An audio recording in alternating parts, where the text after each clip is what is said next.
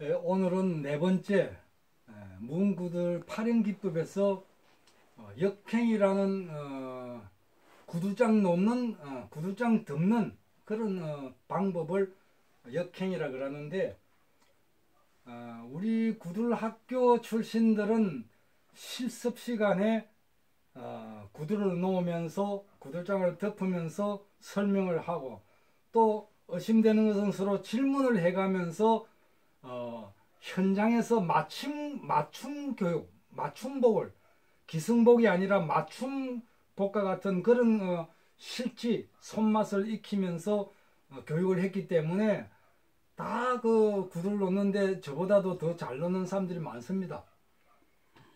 근데 이제 저희 동영상을 보고 또 카페 회원으로서 교육은 받지 않고 게시글에 나온 그 그림 파일이라든지 또 설명문이라든지 이것만 그 보고 구두를 따라 놨는데 가끔 이런 그 질문을 합니다. 선생님 그 올린 그 구두장 덮기식으로 구두장을 덮었는데 방이 운목은 전혀 안 뜨시고 중간도 불이 잘 안 갑니다. 그리고 방 옆에도 잘 안 갑니다. 이제 그런 거 이야기하는 분들이 들어 있습니다. 근데 제가 직접 가보지 않고 제가 구두를 놓는데 참여해 보지 않았기 때문에 어떻게 났는지, 또 전달 과정에서 어떻게 그 받아들이고 놓는지 그거를 알 수가 없어서 제가 평가는 못하지만은 인터넷으로 본다든지 또 유튜브 동영상으로만 봐가지고 그 한계점인 것입니다. 불이 운목으로 깊이 빨리 들어가려면은 그 구들장만 비탈지게 그 나가 되는 것이 아닌 것입니다. 아궁이에서는 불이 얼마나 힘차게 올라 미는 힘이 좋아야만 고래 속의 불길이 힘차게 위까지 뻗어나가지고 윗목도 떠시는 것이고, 또 윗목에 냉기 습기가 밀린 것을 빨리 어떻게 해소해가지고 그 압력을 해소해야만 아궁의 고열이 운목까지 빨리 도달해가 떠시는 것이지, 서로 유기적인 관계가 배우지 않고 그런 그 원리를 어느 정도 그 익히지 않고는 동영상을 본다든지 카페 게시글 그림 파일만 가지고는 구두를 따라 해가지고 원만한 구두를 놓지 못하고 방이 쉽게 안 되는 것입니다. 그래서 오늘은 무궁구들의 그 네 번째가 역행입니다. 역행 16자 갈행자, 이거 역행인데 이것은 구두장 덮기입니다. 구두장 덮기를 역행이라는 것입니다. 역행이라는 것은 16자 갈행자, 힘차게 운목으로 가야 되는 것이다. 그것은 구두장을 어떻게 덮느냐, 구두장이 운목으로 갈수록 윗목으로 갈수록 이렇게 점점점 높이 이렇게 덮어줘야 되는 것이다. 그래서 위에는 이제 흙을 이렇게 찌면 불길이 운목으로 이렇게 잘 가는 것이다. 그 다음에 단면으로 보면은 이렇게 방옆에도 정면에서 봤을 때 아궁이가 여기에 이렇게 있는 것 같으면은 아궁이에서 정면에서 이렇게 봤을 때 구들장을 이 유선행으로 놔야 방옆으로도 불이 이렇게 가게 되는 것이다. 그래서 역행이라는 것은 방옆으로도 힘차게 가야 되려면은 구두장을 점점 높여줘야 되는 것입니다. 물은 위에서 밑으로 내리는 것입니다. 비라는 것은 비가 내리면은 우산이 이렇게 생겼죠. 이렇게 생기기 때문에 빗물이 옆으로 퍼지는 것입니다. 그러면 물과 불은 반대게 되면 불은 밑에서 올라오는 것이라 우산을 거꾸로 낸 것 같이 이렇게 유선행으로 놔야만 불이 오르는 성질에 의해 가지고 옆으로 가는 것이지, 인터넷에 보면은 전부 다 이렇게 줄고리를 이렇게 놔가지고 구두장을 어떻게 놓느냐 하면은 전부 다 수평으로 해놓습니다. 수평으로 이렇게. 이 수평으로 놓을 경우에는 벽체에서는 냉섭이 이렇게 오는 것입니다. 냉섭이. 찬 것이 오면은 불은 찬 것을 싫어하는 것입니다. 그러면 불이 옆으로 가겠습니까? 이 불이 가지 않는 것입니다. 이렇게 옆으로 퍼지지 않는 것입니다.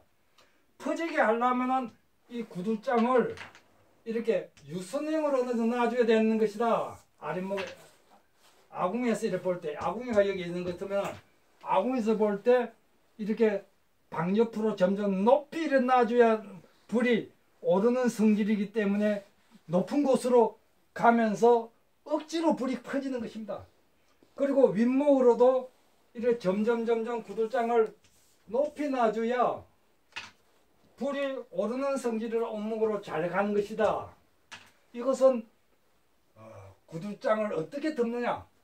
구들장은 점점 올라가면서 높게 덮어줘야 되는 것입니다. 그러면 아랫목은 구들장 폭이 방바닥은 수평이기 때문에 높습니다. 그러면 흙을 많이 찌야 되는 것입니다. 그래서 아랫목은 뜨겁기 때문에 당연히 저절로 많이 찌게 되는 것입니다. 그래서 역행이라는 것은 운목으로도 구들장을 높여줘야 되고 방옆으로도 높여줘야 되는 것이다. 이것이 무음구들에서 역행의 그 이론적인 설명인 것입니다.